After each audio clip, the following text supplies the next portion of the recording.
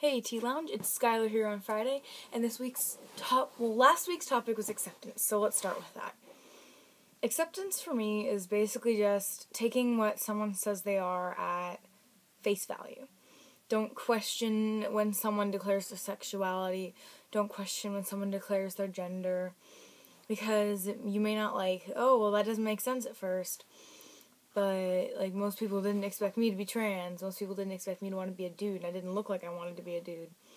So, it's kind of like, you need to trust that they know what they're doing.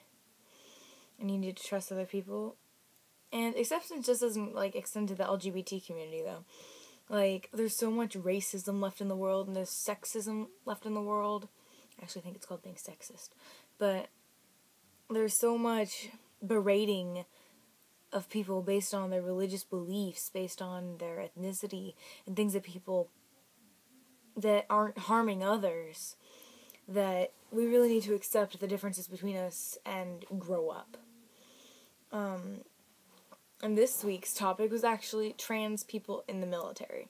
Now, as of now in the United States, transgender people are not allowed to be in the military because it is considered a mental disorder. And the military, if you are trans in the military, you're either super in the closet and you haven't transitioned, or you're fully transitioned and you eliminated all documents that had your birth name or gender or anything like that on them. And if the military found out, you'd be dishonorably discharged, even if you did nothing wrong in your service. Now, if someone's willing to fight and die for their country, does it really matter if they're trans? Does that really matter? The military might argue that it'll get sketchy with battle restrictions on women, and a trans guy being counted as a woman, maybe. They're hopped up on testosterone, man. They're just as strong as any guy out there. They might be a little smaller, but they can still handle the same physical strain. If you're in the military, you're in the military, you can train up.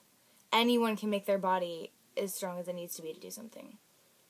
And trans women in the military, there's nothing wrong with it. They're a woman just like any other woman that wants to be in the military. The same battle restrictions we place on them, which I don't believe in those anyway, but that's a different story.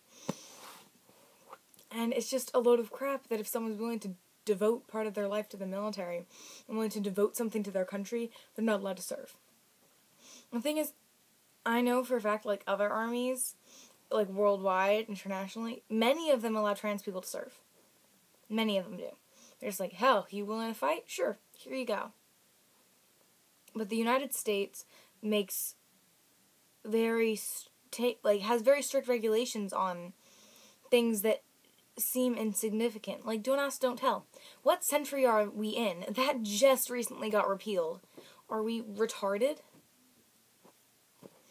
And not letting trans people serve. Being transgender is not a mental disorder, just like being gay is not a mental disorder. There needs to be some changes made in this country. Military service should be open to those that want to serve, unless they're otherwise mentally impaired to the point where they would be inaccurately able to follow battle orders. That's it. Pretty simple. Unless they would be an endangerment to those around them. If they want to serve, let them have at it.